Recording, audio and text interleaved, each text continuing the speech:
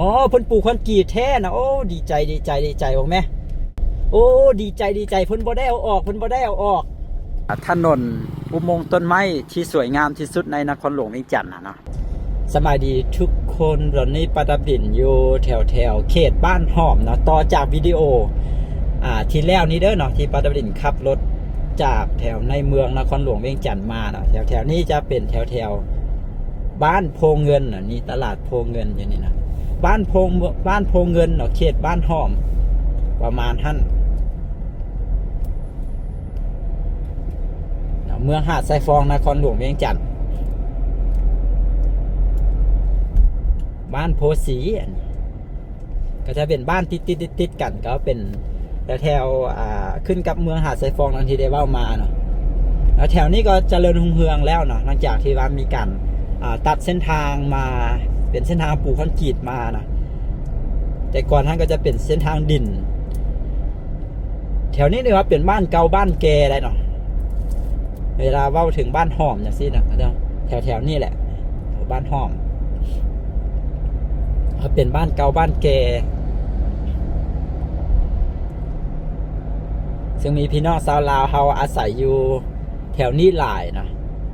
แล้วก็ก่อนที่เพิ่นจะอพยพไปอยู่ต่างประเทศนะหลายคนก็ต้องรู้จักกันแถวนี้บ้านสว่าง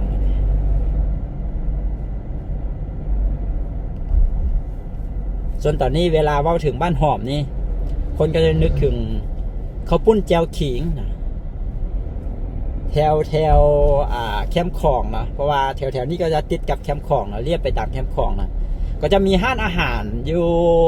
แถวแคมป์ของกันหลายเลยเนาะแล้วก็จะมีห้าน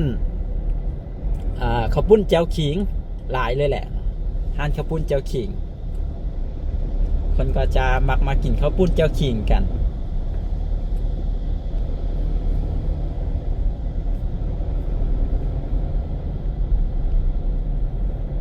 พาขี่รถเลาะเบิงนครหลวงเวียงจันทน์ที่บ่แม่นจุดใจกลางตัวเมืองนะ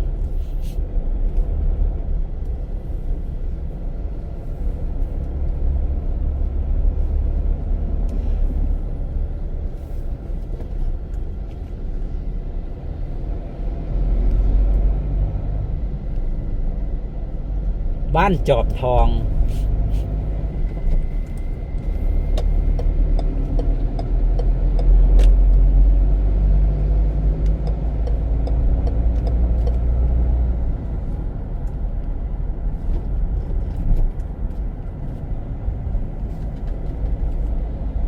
ข้าวปุ้นแจวขิงมีห้านข้าวปุ้นแจวขิงหลายเลย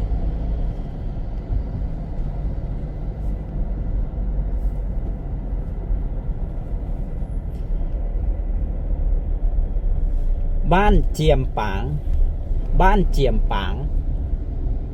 ข้าวปุ้นแจวขิง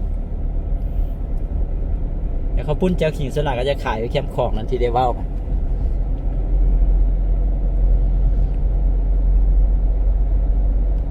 จากนี้ไปที่ประตูไซก็ประมาณจากกิโลเมตรประมาณ10 ปลายกิโลเมตรป่ะ10 ปลายหรือ20 กิโลเมตรป่ะหรือว่าไกลกว่านั้น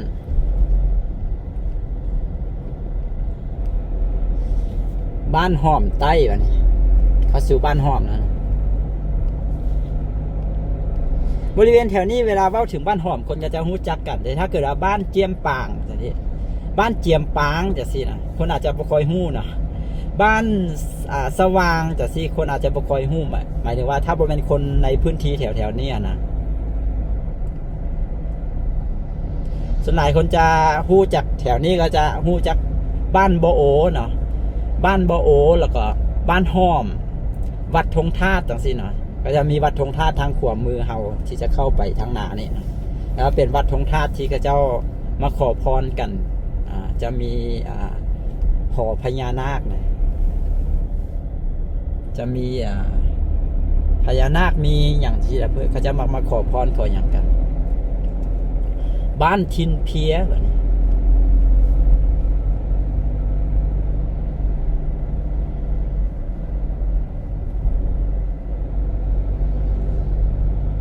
หลังจากสุดเส้นทางคอนกรีตนี้แล้วน่าจะเป็นเส้นทางแนวใดไปนี่แหละเดี๋ยวลองไปเบิ่งน้ำกันแล้วก็มีจุดหนึ่งหั่นที่เป็นแบบเป็นเส้นทางแล้วก็มีต้นไม้มุงเป็นอุโมงค์นะอุโมงค์เนาะหลายๆคนมักเว้าว่าปาราบินเว้าภาษาลาวบ่ฮู้เรื่องเว้าภาษาลาวบ่ฮู้เรื่องเนาะใช้ศัพท์บ่ถูกเว้าบ่ถูกตามหลักไวยากรณ์อีหยังต่างๆนานานะซึ่งปาราบินก็ได้เว้ามาหลายวิดีโอแล้วว่าปาราบินเป็นคนชนเผ่าลือนะถ้าจะบอกว่าภาษาลาวกลางนะภาษาลาวลุมภาษากลางว่าซั่นซะเป็นภาษาพ่อภาษาแม่ของปาราบินบ่แม่นเนาะภาษาพ่อภาษาแม่ของปาราบินก็คือภาษาลือภาษาชนเผ่าลือภาษาชนเผ่าลือนี่มีหลายคำที่ใกล้เคียงกับภาษาไทยนะหลายๆคนเว้าว่าปาราบินนี่เว้าเป็นภาษาเว้าไทยปนลาวจังซี่คือหลายๆคำเวลาปาราบินเว้าไปอย่างซี่นะถ้าปาราบินบ่ฮู้ศัพท์ภาษากลางนะปาราบินก็จะเว้าเป็นศัพท์ท้องถิ่นเว้าเป็นศัพท์บ้านตัวเองออกมาเลยเนาะแต่มันไปคือกับภาษาไทยคนก็เลยคิดว่าปาราบินเว้าเป็นภาษาไทยความจริงมันเป็นภาษาบ้านปาราบินเนาะถ้าจะว่าจังไดหลายคอมเมนต์คอมเมนต์แนวใดก็มีเนาะคอมเมนต์บอกว่าปาราบินบ่มีการศึกษาจังซั่นจังซี่เว้าภาษาลาวบ่รู้เรื่องอีหยังก็มีเนาะแต่ว่าปาราบินอยากบอกว่าถ้าเจ้ามีการศึกษานะถ้าคนที่มาคอมเมนต์แบบนี้มีการศึกษานะถ้าเจ้าได้เข้าโรงเรียนเจ้าก็สิฮู้ว่าประเทศลาวเฮานี่นะตอนนี้นะเพิ่นย่อยออกมาชนเผ่านะมี68ชนเผ่านะ68ชนเผ่านี่นะแต่ละชนเผ่าก็มีสำเนียงกันเว้าบ่คือกันมีภาษาเว้าบ่คือกันแต่ว่าเฮาอยู่ในประเทศเดียวกันถ้าถามว่าภาษาขมุภาษาชนเผ่ามงจะว่ามันคือกับภาษาลาวลุมบ่คือเลยแตกต่างกันอย่างสิ้นเชิงเนาะแต่ว่าเฮาอยู่ในประเทศเดียวกันเฮาว่าเป็นคนลาวหมดนั้นชนเผ่าต่างๆเขาเจ้าก็มีสำเนียงมีภาษาเว้าเช่นเดียวกันคนลาวลุมคือชนเผ่าลือก็อยู่ในเผ่าลาวลุมเนาะแต่ว่าเผ่าลาวลุมนี่ก็จะมีทั้งลือทั้งยวนไทยดำไทยแดงอีหยังก็ว่ากันไปเขาเจ้าก็มีภาษามีวัฒนธรรมแล้วก็มีคำศัพท์เป็นของตัวเองนะฉะนั้นปาราบินบ่อยากให้มาเว้าว่าบ่แม่นคนลาวนะบางคนก็ว่าลูกซอดเวียดบ่เว้าคือว่า จะผู้ใดชื่อว่าจังไดก็มีเนาะอันนี้ปาราบินก็บ่ได้มาซีเรียสอีหยังนะแต่ว่าอยากให้คนที่มาคอมเมนต์ด่าหรือว่าคอมเมนต์เว้าให้นะอยากให้เข้าใจเนาะอยากให้รับรู้เนาะก็บ่แม่นมาดราม่าอย่างจังซั่นจังซี่ส่วนคนที่เข้าใจอยู่แล้วปาราบินเชื่อว่าประมาณ 95% เขาเจ้าก็เข้าใจอยู่แล้วนะว่าประเทศลาวเขานี่มีหลายชนเผ่ามีหลายสำเนียง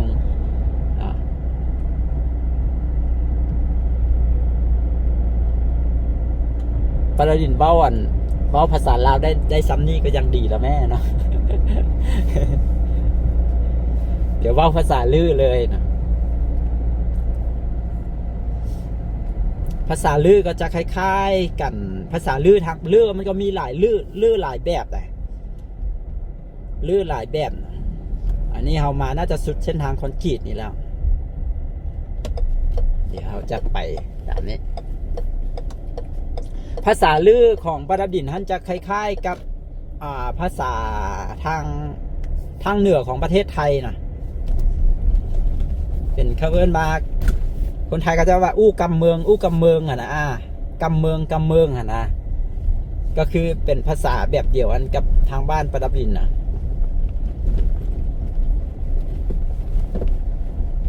มักเพชรอย่างที่ก็มักพริกว่าคือภาษาไทยเลยได้นะภาษาไทยก็จะเรียกว่าพริกคือกันมักเพชรนั่นพริกภาษาลือก็พริกคือกันไปไหนภาษาปาราบินก็นะไปไหนเหมือนกันนะแต่ว่าจะมีว่าไปที่ไหนภาษาลือจะไปใส่นะไปไหนภาษาไทยนะไปไหนก็คล้ายๆคือเดียวกันมักมี่บ้านปาราบินก็มักนูนเช่นเดียวกันภ าษาไทยเอิ้นว่าขนูนเนาะเดี๋ยวบ้านปารีเอิ้นว่ามักนูน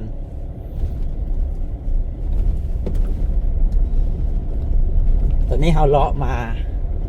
เส้นทางนี้น่าจะออกไปซอดไซออกไปซอดไซออกไปซอดไซที่เลยโรงงานเบียร์ไปนะเลยโรงงานเบียร์ลาวไปแล้วก็เป็นเส้นทางที่จะไปสู่ขวบมิตรภาพไทยลาวแห่งที่หนึ่งนะโอ้เส้นทางเข้าวัดศรีวิไลนี่เพิ่นกำลังจะปลูกคอนกรีต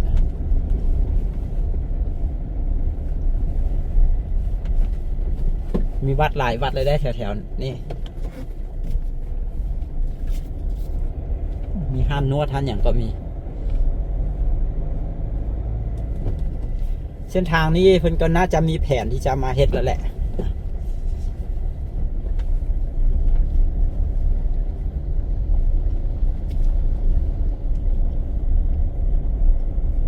ถนนอุบมงน่าจะอยู่แถวทางหน้านี่ถ้าจิวบ่ผิดเดี๋ยวลองไปเบิ่ง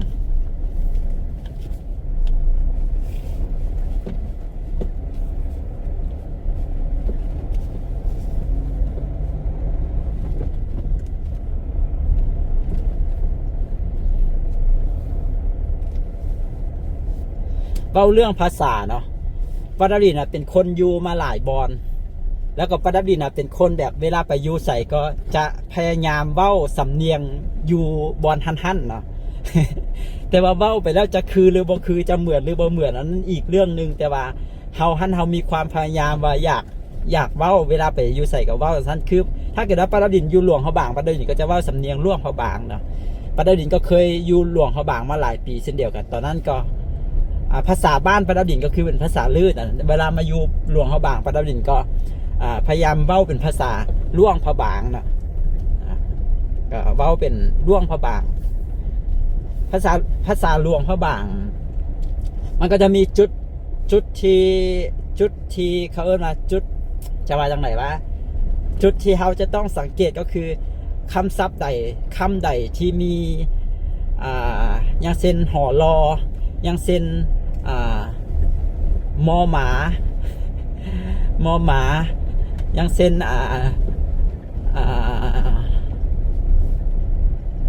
นออย่างก็หอนออย่างเช่นหอนอบอหอมอบองสินะเขาเจ้าก็สิออกเสียงเป็นชืดขึ้นไปลงมาอย่างประมาณนั้นคือจะยังว่าหลายสินะเขาเจ้าก็จะออกเสียงว่าหลายสินะ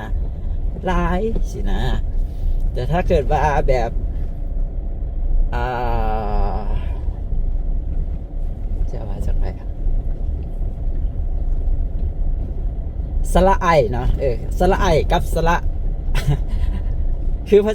คือในเวียงจันทร์จะออกเสียงคล้ายๆกันคือแต่ยามว่าเอาเครื่องให้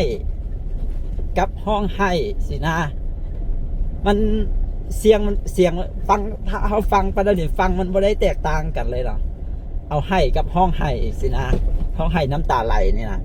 แต่ถ้าเป็นหลวงเขาบางเขาจะมีเสียงที่ออกต่างกันก็คือให้ก็คือให้นะให้น้ำตาไหลนะแต่ถ้าเกิดว่าเอาให้เอาเครื่องให้ก็เอาเฮ้อมันจะเป็นเสียงสระนะสระใบไม้เนี่ยก็จะเป็นใบลืมแล้วไม่ได้ว่ามาดนเนาะมันก็จะเป็นแบบนั้นหลวงก็หลวงพระบางจังซี่นะแล้วก็ช่วงที่ปาราดินได้ไปศึกษาอยู่ที่ประเทศไทยนะได้ไปเรียนอยู่ที่ประเทศไทยตอนนั้นปาราดินก็เว้าเป็นภาษาไทยเนาะก็เว้าคอร์ดเลยได้คนไทยไปโอ้ลมไปอย่างนี้เขาจะบ่ได้ฮู้เลยว่าเขาเป็นคนลาวนะก็คือเว้าเป็นภาษาไทยแบบอันนั้นเลยนะแบบชัดเจนเลยนะพูดชัดมากนะเขาจะว่าพูดชัดมากนะแล้วก็ด้วยที่ประเทศไทยเนาะเขาก็ไปเรียนแล้วก็จะมีหมู่คนทางภาคอีสานนี่ก็หลายเนาะโดยเฉพาะทางขอนแก่นทางหนองคายทางอย่างสินะเขาก็จะเวลาลมกับเขาก็จะใส่เป็นสำเนียงภาษาลาวอีสานแบบสินะสำเนียงขอนแก่นสำเนียง ทางอุบลบอสสินะเขาเจ้าก็จะมีสำเนียงแต่ว่ามันก็จะเป็นแบบภาษาลาวอีสานคล้ายๆกันสินะประเด็นก็เลยว่าเวลาเว้าก็เลยแบบสำเนียงจากทางออก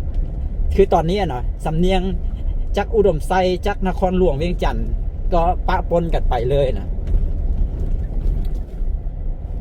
แต่สำหรับปาราบินนะสำเนียงบออย่างต่างๆนานามันบ่ได้สำคัญเนาะสิ่งสำคัญก็คือเฮาสื่อสารไปแล้วเขาเจ้าเข้าใจนะถ้าเกิดปาราบินเบ้าคำว่าหลวงพระบางจะสิเนาะเว้าคำว่าหลวงพระบางทุกคนก็เข้าใจว่าเป็นนครเป็นหลวงพระบางเป็นเมืองหลวงพระบางถ้าเกิดปาราบินเบ้าว่าหลวงพระบางทุกคนก็เข้าใจว่าเป็นหลวงพระบางถ้าปาราบินเบ้าว่าหลวงพระบางเป็นภาษาลือนะหลวงพระบางทุกคนเข้าใจว่าเป็นเมืองหลวงพระบางนี่คือความสำเร็จในการสื่อสารแล้วนะจะสำเนียงจะแปลกแนวใดหรือว่าจะแนวใดก็แล้วแต่เว้าอาจจะมีผิดไม่ถูกแต่ว่าถ้าเกิดว่าการสื่อสารนั้นคนอื่นเข้าใจแล้วก็คือการสื่อสารนั้นสำเร็จสำหรับปาราดินได้นะแต่ว่าหลายๆคนที่มาคอมเมนต์ว่าเว้าบ่ถูกออกเสียงบ่ถูกจังซั่นจังซี่ก็เจ้าสิให้แบบว่าคนทั่วประเทศลาวนี่ไปออกเสียงคือบ้านเจ้าคนเดียวมันก็บ่ได้ติแม่นบ่ล่ะสิเอาตัวเองเป็นศูนย์กลางก็คงบ่ได้ที่ดอกที่บอกประเทศลาวเฮานี่มันมีหลายสำเนียงอีหลีได้ฉะนั้นเวลามาฟังคนอื่นเว้ามันสำเนียงบ่คืออยู่เฮือนตัวเองมันก็ต้องยอมรับกันต้องยอมรับความแตกต่างนะบอนนี้เพิ่นสิเฮ็ดขัวว่าได้เพิ่นสิเฮ็ดเขาเจ้าน่ากำลังจะเฮ็ดทางแล้วตามเบิ่งนี่นะน่าจะกำลังจะเฮ็ดทางบ่หรือจังไดนะตอนนี้ปาราดินขับรถตามหาอุโมงค์ต้นไม้อยู่นะก็จะเลาะไปเรื่อยๆแบบนี้จนกว่าจะไปออกใส่เส้นทางท่าเรือที่จะไปขัวมิตรภาพไทยลาวอย่างที่หนึ่ง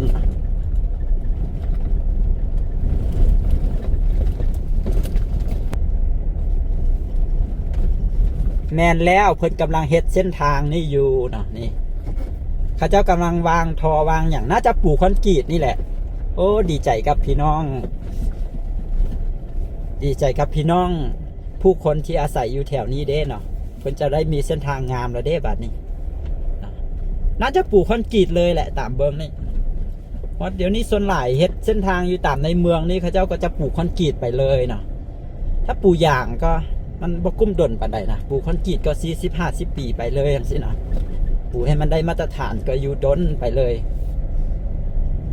นี่เขาเจ้าก็เฮ็ดทางอยู่แถวทางหน้าพุ่นโอ้ดีใจเนาะปาราบินก็ได้มาเทื่อนึงหรือว่า2เทื่อบ่เส้นทางเส้นนี้นี่บ่ฮู้ว่าเฮาไปได้บ่นี่น่าจะไปได้แหละนะตามเบิ่งนี่เขาเจ้าก็มีการขยายแล้วทางนำแล้วก็แบบนี้ฝั่งห้องระบายน้ำอย่างต่างๆนานานะ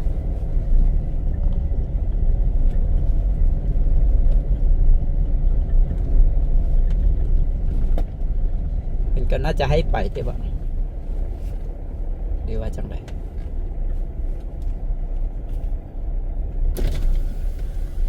ไปได้ปะได้เพิ่นบอกว่าไปได้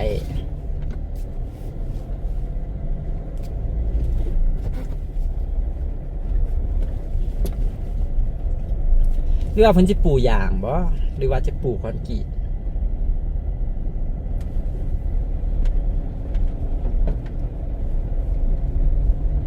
แถวนี้บ้านอีหยังเดี๋ยวหาป้ายหาอย่างเบิ่งก่อนบ้านโคกทรายอ๋อบ้านโคกทรายเมืองหาดทรายฟองนครหลวงเวียงจันทร์บ้านโคกทราย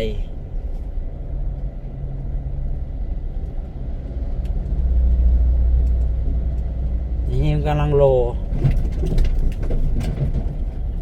เพิ่นสิปูอย่างซื้อๆบ่เนาะหรือว่าสิปูคอนกรีต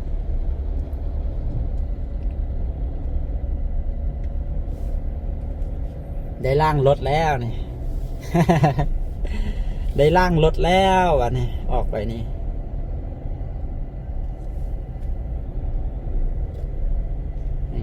น้ำก้นเพิ่นสิว่าเฮาไปกดดันเพิ่นเดี๋ยวเพิ่นสิไปไว้แล้วสิล่มได้มีแอร์น้อยนำนี่เขาเจ้าหดทางแล้วทางเปียกทางมืนเนาะอาจจะได้ระวังได้นี่ขี่รถจักรนี่ล่มได้นี่รถใหญ่ก็เช่นเดียวกันนะขี่ไวนี่ก็เบรกบอยู่แล้วนี่พลาดไปเลยแหละ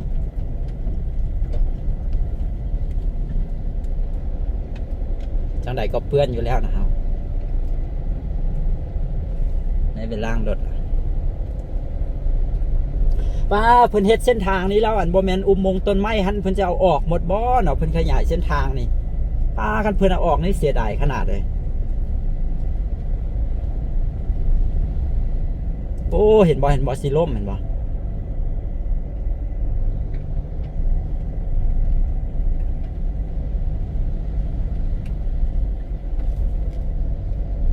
อ๋อเพิ่นปลูกคอนกรีตแท้นะโอ้ดีใจบอกแม่ปลูกคอนกรีตเสริมเล็กเนาะโอ้ดีใจเพิ่นปลูกคอนกรีตนี่กำลังปลูกคอนกรีตกัน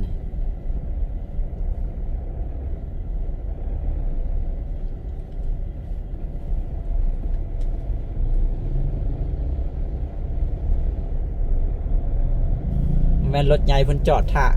เฮาบ่ทางพุ่น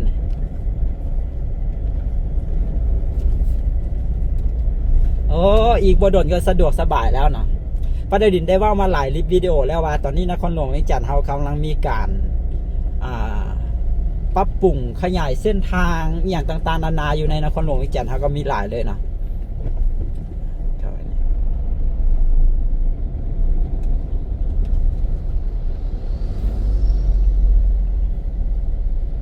นี่บ้านโคกทราย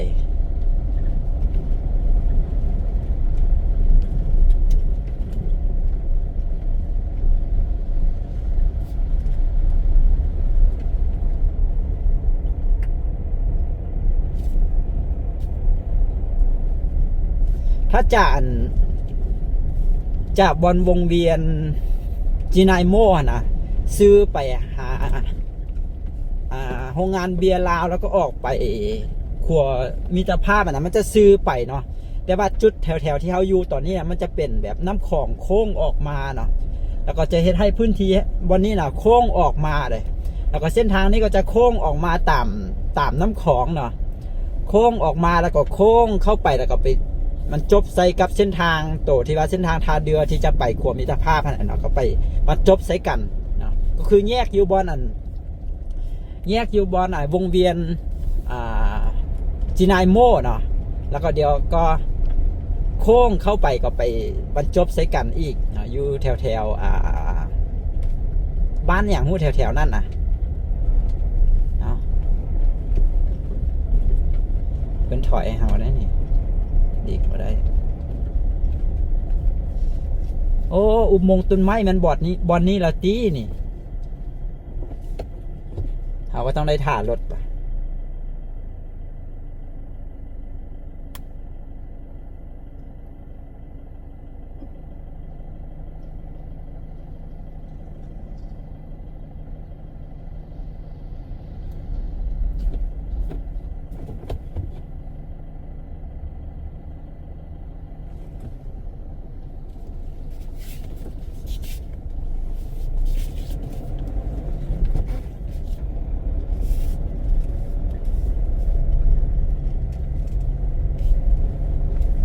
โอ้วันนี้อะตีอุโมงค์ต้นไม้เนี่ย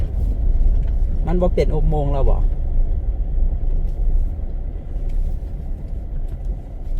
โอ้ในมาทางซ้ายมือเฮาเมื่อกี้นี่เขาเจ้าก็ปูคอนกรีตไปแล้วได้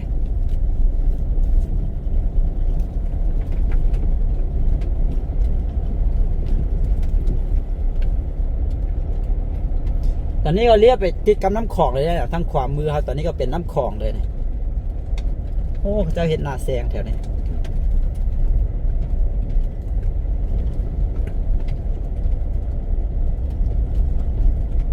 โมเมน เพิ่นบอกว่าเพิ่นบอกให้ผ่านบ่แถวนี้เขาเจ้าเฮ็ดการเกษตรหลายเลยติดกับน้ำคลองเลยโอ้บรรยากาศพอดีๆบรรยากาศพอดีติดกับน้ำคลอง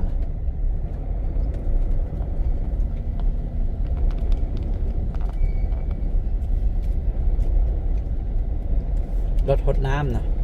ก็มีรถหดน้ำดีดัก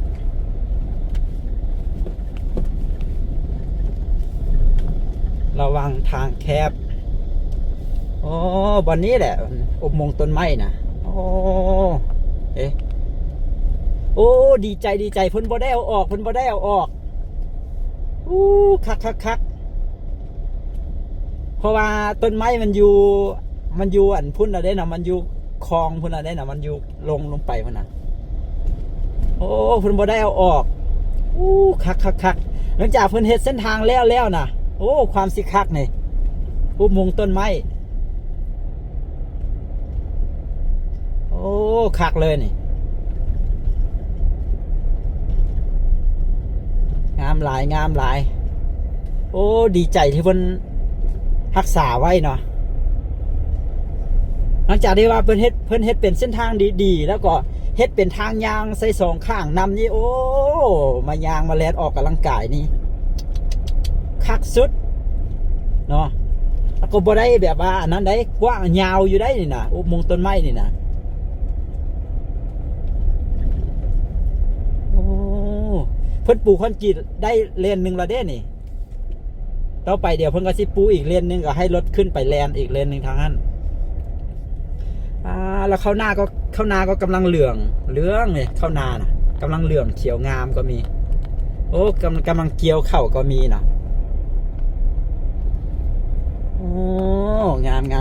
ติดกันน้ำคลองเลยได้นี่ทุกคนเลยทางนั้นก็เป็นน้ำคลองเลยเห็นปะโอ้คักคันเพิ่นเฮ็ดเป็นทางยางใส่สองข้างเอาไว้มาแลนมายางออกกำลังกายนี่คักสุดนี่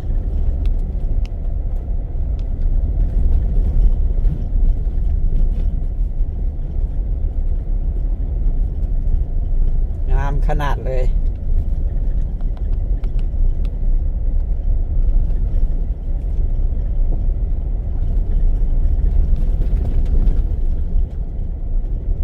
โอ้มีรถมาสิลีกกันได้อยู่วะฮะจะบนนี้บ่มีเลย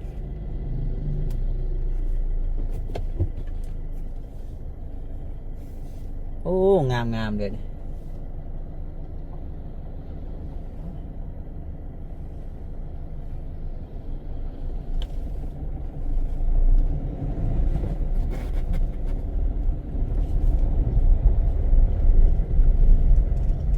ประเด็นจะไปหาบอลจอดรถสียางเลาะลิ่นใน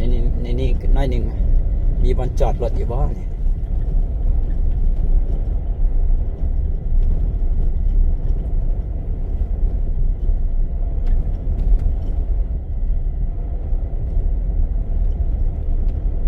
สิ้นสุดอุโมงค์ต้นไม้แล้วนะก็ยาวอยู่เลยแล้วแถวนี้ก็มีต้นไม้ลักษณะแบบนี้คือกันแต่ว่าพระเจ้าบอกนั้นล่ะวันนี้เราน่าจะจอดได้เราจะจอดอยู่นี่เบิ่งบรรยากาศท้องนาข้าวนากำลังเขียวก็มีเหลืองก็มีเรากำลังเกี่ยวก็มีนะตอนนี้เขาเจ้าเฮ็ดนาบ่ได้เป็นไปตามฤดูได้นะจะเฮ็ดตอนใดก็เฮ็ดมีน้ำสะดวกสบายจะเฮ็ดตอนใดก็คือเฮ็ดได้เลยนี่คือเส้นทางนี่แม่นอย่างคือใหญ่แท้กังหันลมเอายางมาเบิ่งติดกับน้ำคลองแบบนี้เลยนะลมพัดขึ้นมาแบบเย็นโซยสบายเลยไม่มายางเลาะลิ่นคักเลยนี่อุโมงค์ต้นไม้นี่มีหลีเลยได้ช่วงนี้ยัง2-3 มื้อนี่ยังอากาศดีเลยที่นครหลวงเวียงจันทน์นะยังก็ได้ยินมาตอนนี้มายืนอยู่นี่อากาศโคตรดีเลยตอนนี้นะลมพัดมาแบบคักแบบนี้เลยโอ้สุดยอดคักดีใจที่เพิ่นรักษาไว้เนาะ แล้วมันจะกลายเป็นถนนอุโมงค์ต้นไม้ที่สวยงามที่สุดในนครหลวงเวียงจันทน์นะเนาะหลังจากที่ว่าเพิ่นเฮ็ดเส้นทางนี้แล้วนะเกียมเบิงงามแน่นอนมีแต่แนวเดียวอะโดยมีแต่ขาวอย่างเดียวโดยไม่อยู่อะบ่ไม่ตาละต้มเลยมันก็มีสีแดงดำเอาอันนี้คือ3อันนั้นคือ1อันนั้นคือ2มันใหญ่กับมันน้อยอ๋อโอเคอันทงแล้วเท่าไหร่ทงละ4,000ทงละ10ตรงนี้ขับเลาะขายแบบนี้ไปเรื่อยๆป่ะด้วยคักเลยครับก็ได้ดินลงมาอันนี้มันก็มีการดุดโมแน่ใจว่าเพิ่นสิเฮ็ดอีหยังไดนี่ก็มีการดุดลงมาเพิ่นเฮ็ดต้านเจือนบ่หรือจังไดเนี่ยนี่คือน้ำของทางพุ่นก็คือประเทศไทยแถวนี้น่าจะเป็นอำเภอเมืองหนองคายแล้วบ่หรือจังไดฝั่งลาวก็ดูดทรายนะฝั่งไทยเขาจะก็ดูดทรายได้นะนั่นบ่อ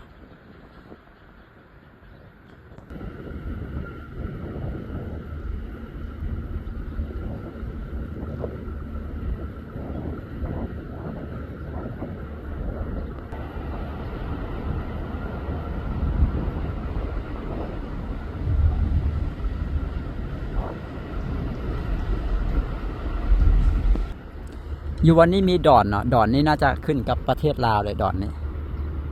เป็นดอนยางเลาะแล้วก็กินสาลีนะแซ่บวิวก็งามเนี่ยทุกคนแบบนี้งามแบบนี้เลยเด้อเนาะเดี๋ยวเราจะเดินทางไปต่อเนาะไปจนสุดเส้นทางนี้อยากรู้ว่าเป็นจังใดนะคิดว่าน่าจะใกล้จะสุดแล้วบ่เลยจังใดงามว่าเราว่าอีกว่างามเบ้างามอีหลีเนาะตื่นเต้นกับการประเด็นก็เคยผ่านแต่ว่าตอนนั้นเพิ่นบ่ได้เฮ็ดเส้นทางอย่างแบบนี้เถื่อตอนนี้เพิ่นเฮ็ดเส้นทางแล้วก็เดี๋ยวเพิ่นเฮ็ดแล้วเดี๋ยวเพิ่นทำความสะอาดอย่างเส้นทางแล้วก็จะงามแหละบัดนั้นน่ะบัดนี้เฮาสิเดินทางไปต่อนะวันนี้เพิ่นปลูกคอนกรีตน่าจะสามารถไปเพิ่นให้เที่ยวตัวคอนกรีตแล้วนะวันนี้ถ้ามีรถมาก็ต้องได้หลีกกันได้นี่โอ้มีรถมาแท้เฮ็ดจังไดเขาจะให้หลีกเขาอยู่พุ่นนะ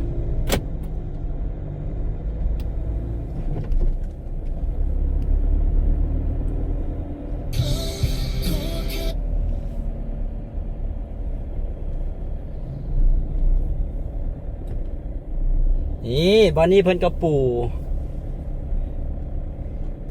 แล้วนะนะครับปูแล้วทั้งสองเบื้องแล้วนะหลังจากปูแล้วก็น่าจะเป็นแบบนี้นะเป็นถนน2 เลนแบบนี้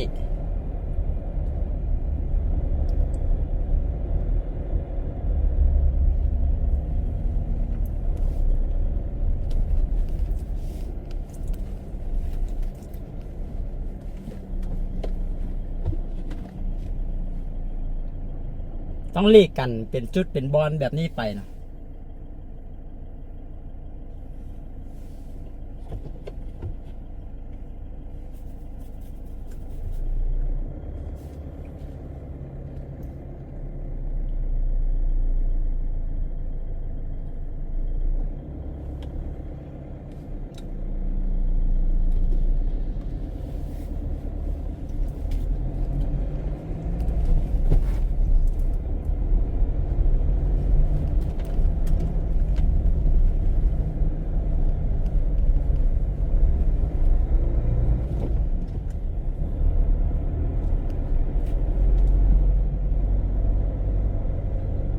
ทางซ้ายมือเฮาเขาเจ้าก็สิเฮ็ดนาเฮ็ดสวนเฮ็ดอีหยังเนาะพื้นที่แถวนี้มันใกล้กับนครหลวงเวียงจันทน์แต่ว่าก็บ่ได้แบบว่าเป็นบ้านเป็นเฮือนเต็มไปหมดนะเขาจะเป็นพื้นที่เป็นเขาเจ้าเฮ็ดสวนเฮ็ดการเกษตรเต็มไปหมดเลยแถวนี้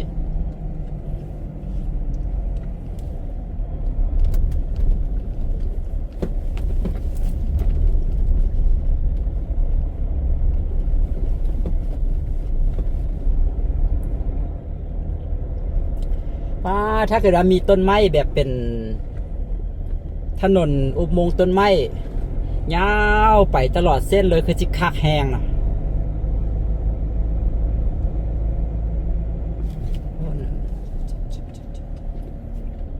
จังไดวะนี่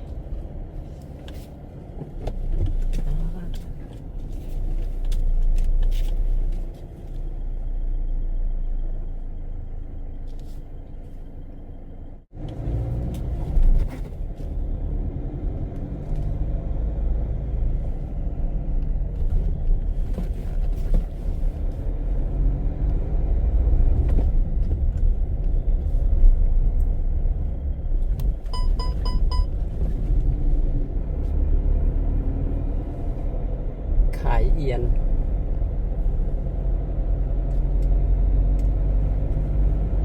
เดี๋ยวจะไปเรื่อยๆจนกว่าจะไปออกใส่เส้นทางใหญ่เส้นทางถนนท่าเรือ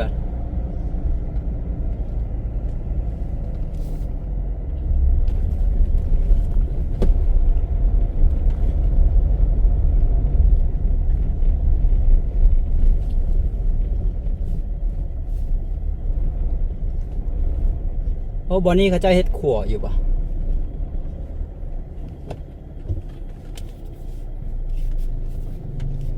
โอ้เพิ่นสิเฮ็ด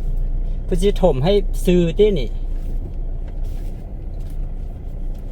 เดี๋ยวเพิ่นสิเฮ็ดให้มันซื้อเนาะเพิ่นน่าจะถมขึ้นมาให้ถนนให้เส้นทางซื้อไปเลยสินะเพราะตอนนี้มันเป็นโค้งแบบนี้ ที่เราเดินทางไปนี่เนาะเส้นทางที่เราไปนี่ก็จะเป็นคันคูกันน้ำกันบ่ให้น้ำท่วมนครหลวงเวียงจันทน์เส้นเดียวกันได้นี่ทุกคนมันจะเป็นคันคูกันน้ำเลียบไปตามน้ำคลองนี่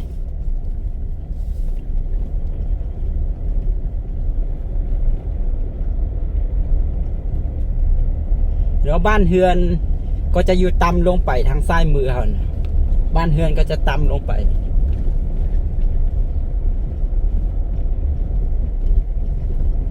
ในน้ำท่วมยามฝนที่ผ่านมานี่ก็คือทางขวามือเขาก็คือน้ำท่วมนะทางขวามือที่มันอยู่นอกเส้นทางนี่นะก็คือจะท่วม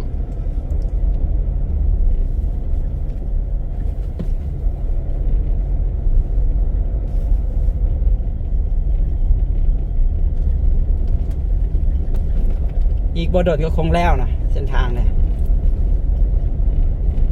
อันนี้เพิ่นยังบ่ทันได้มาเกตเถอะวันนี้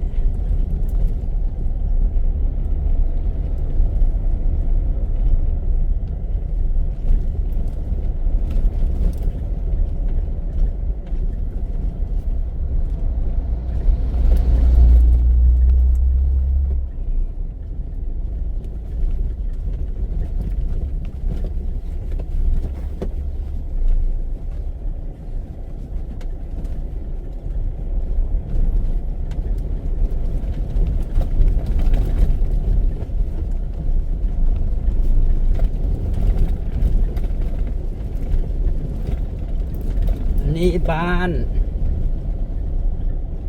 อย่างเกาะ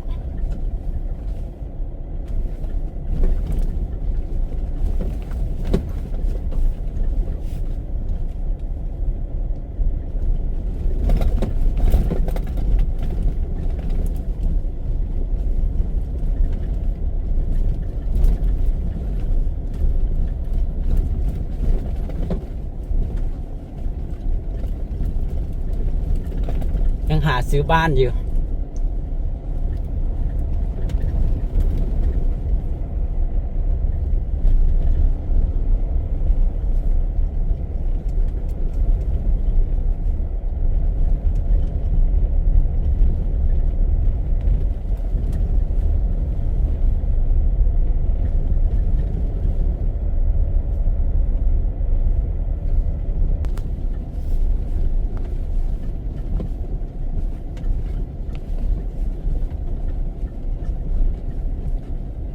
บ้านนาไฮ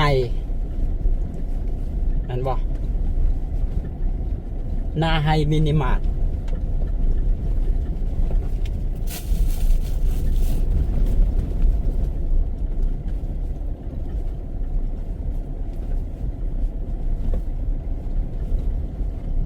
รถส่งนักเรียนนะมีรถทับส่งนักเรียนพระเจ้าน่าจะจ่ายเป็นเดือนเป็นอย่างประมาณนั้น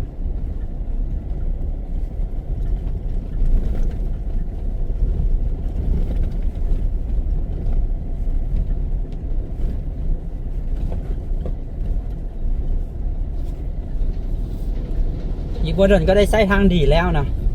อีกบ่ดนก็จะได้ใช้ทางดีแล้ว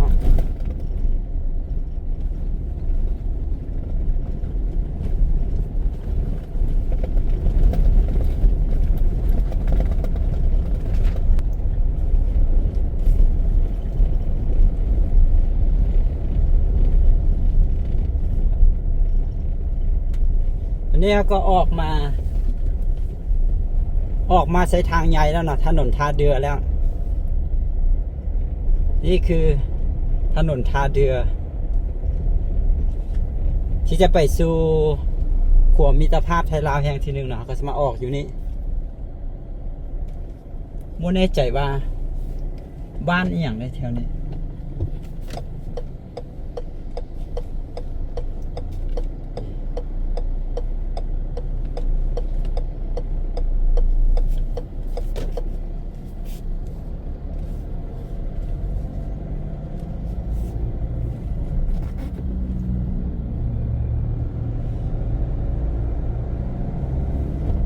นี่ก็จะไปขัวมิตรภาพไทยลาวแห่งที่หนึ่งหรือว่าด้านเวียงจันทน์หนองคายนะไปตื่มน้อยหนึ่งก็สิฮอดขัวมิตรภาพไทยลาว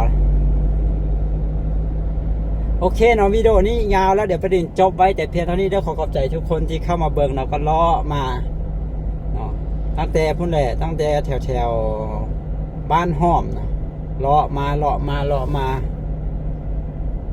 เอาไว้เพิ่นเฮ็ดเส้นทางแล้วเดี๋ยวจะพามาอัปเดตอีกตืมเนาะพามาอัปเดตเบิ่งอีกตืมนะไปพบกันวิดีโอต่อไปเยอะมีอย่างผิดพลาดประการใดก็ต้องขอโทษขออภัยเนาะสบายดี